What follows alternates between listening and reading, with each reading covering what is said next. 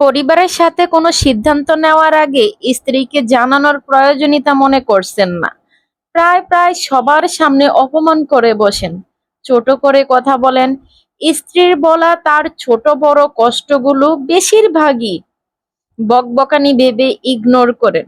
পরিবারের সবার জন্য খরচ করেন স্বেচ্ছায় দায়িত্ব নিয়ে, অথচ স্ত্রী যদি কিছু প্রয়োজন হয় সেটার জন্য আপনার সাথে হাজারো কথা খরচ করা লাগে।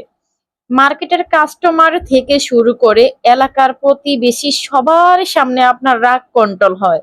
শুধুমাত্র স্ত্রীর সাথেই যা ইচ্ছে তাই ব্যবহার করা যায়।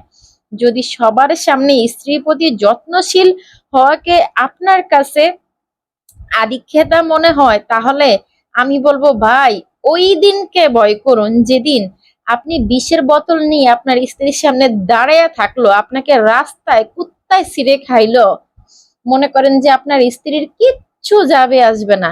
সেই দিনের কথা একবার হলো স্মরণ করিয়েন প্লিজ।